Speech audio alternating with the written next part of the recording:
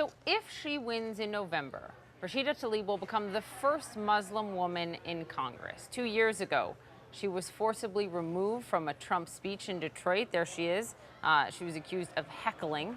Well, last week she won her primary for the U.S. House seat in Michigan's 13th congressional district. She is running unopposed in a deeply blue district in November and is set to potentially make history. She joins me now. Thank you for being here. Thank you so much for having me. It's nice to have you. So it was 3.5 years ago when he was a candidate for President Donald Trump at the time that he called for a complete ban on Muslims entering America.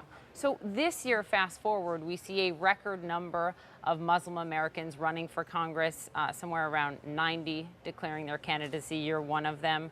If you win, you would be the first Muslim woman to serve in Congress. If President Trump had not become president, do you think you'd be running today? I think at some point I will probably continue my public service. I think a lot of people don't realize I was the first Muslim woman, American woman in the Michigan legislature. And so I was always attracted to, public service, but more community activism. When you say heckling, I said, well, I was asked a question and they pulled me out for asking him if he ever read the U.S. Constitution. And it was, the most American thing I could do is to push back on some of his rhetoric and, this call for a ban. Of course, a lot of my passion and what I brought to the campaign did come from the fact that Trump has made my children, my two boys, question whether or not they could tell people whether or not they're of Muslim faith. I know a lot of moms, even across my district, I started a chapter called Moms Against Trump, and we're really tired of our children kind of feeling this sense of that they don't belong or that they're less than because the President of the United States says so.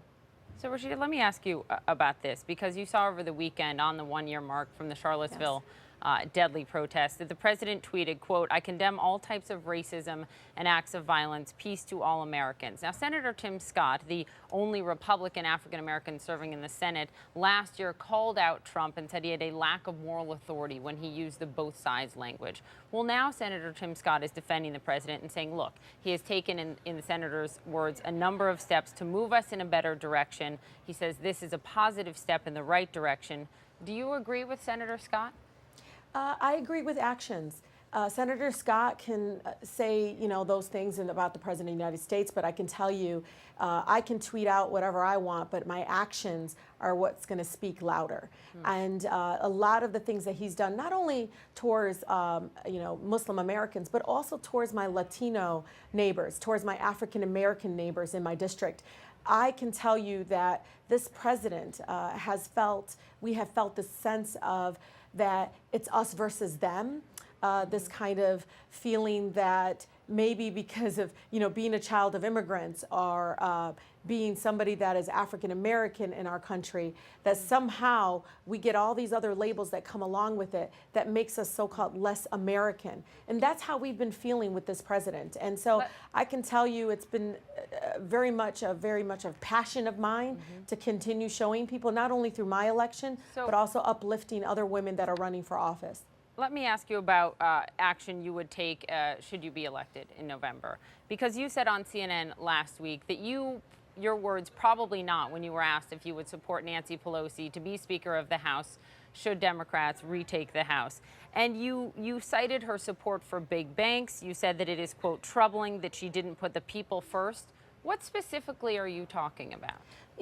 My district is probably the second or third poorest in the country, Poppy. What I see is that less than half of my families don't own their own home, primarily because of the discriminatory practices that continue on with banks and mortgages. What I can tell you, the high rates of car insurance, because the car insurance industry has just been overwhelmingly discriminatory towards my families. And I do understand that. I've actually been there and covered it, a great deal in and around Detroit, as you know, for the better part of a decade. But specifically to Pelosi, I mean, those are pretty strong allegations, right? Saying that she doesn't care about these people. That she's, but this is before I got elected. Before I got elected, I have been critical of both Republicans and Democrats that removed the transparency requirements through Dodd-Frank. I mean, these are things that, to me, protect the working class families. These are things that I think are critical to ensuring that we feel like we have a seat at the table. And look, this is a new generation, a new era. this is time for a new approach to public service that is so different than what we've had.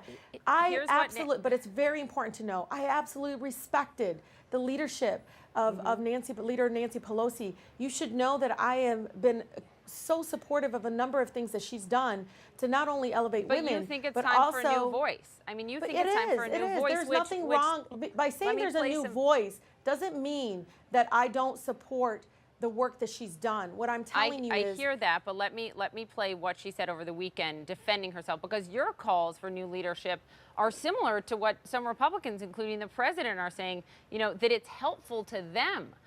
They're saying, you know, keep Nancy Pelosi in power and in leadership, because that hurts the Democrats, which helps us. So here's how Pelosi defended herself over the weekend. I do not think our opponents should select the leaders of our party. The Republicans are spending millions, tens of millions of dollars against me because they're afraid of me, because I outraise them in the political arena, because I outsmart them at the negotiating table, and because I'm a woman who is going to be a seat at that table. Do you think she has a point in this warning to Democrats? I don't know if it's a warning to Democrats as much as to the political culture that's in Washington, D.C. Look, I come from a district that doesn't feel like they've been heard by Congress. It has overwhelmingly been ignored on a number of fronts. I have a city outside of Detroit. I have 12 different communities that doesn't even have a school district, Poppy. I have areas where literally the environmental issue is the core of the fact that they are not able to have a right to breathe clean air. I mean, 1 of 5 children have asthma. I have another area in my district that turn around the corner, you see more poverty, you see more decay. And so what I'm telling you is that we don't feel like we have a seat at the table, and they are priority to me, and I am going to go there. And I said probably not, because I want to make sure that they have a voice in the leader that's going to run the United States Congress. And that is my right to be able to speak on their behalf and to say. And you have spoken about people you call Democratic sellouts, that you think, frankly, don't care about the people you've just elaborated on. Is Nancy Pelosi as much as disconnected, Is Nancy Poppy. Pelosi a Democratic sellout in your mind? Disconnected. Is she disconnected from those people? I think so. Okay, finally, before you go, you have joined the movement to abolish ICE, as some of, many of your fellow Democrats in Congress have as well. But critics say, look, that energizes the Republican base, that energizes the president, who can point at Democrats and say, see, you don't care about border security. What's your reaction to that? I don't look at this issue as strategic political strategy. Abolishing ICE protects my families from the militarization that is happening in our neighborhoods. I am from Southwest Detroit. We're literally the border to Canada. And all I see is Border Patrol, field operators, all of this so-called militarization happening. I have parents dropping their kids off at school, Poppy, and getting arrested and detained in front of their child's school. We priority should to me, and I will debate not, the practice of it. Poppy, right? We should debate the practice, but do we need practice border, of it? They didn't exist do before. Do we need border security before, at all? I am not going to make a decision based on whether or not politically it is helpful for the Republicans or Democrats. Okay. Is it helpful for the families of the 13th congressional district to abolish ICE? Absolutely it is. Do we need border security? Do we need some form of ICE? We had it. We had it before ICE. Thank you for being with us. I have a lot more to get to, so I hope you come back and join me again. Thank you very much, Poppy, for having me.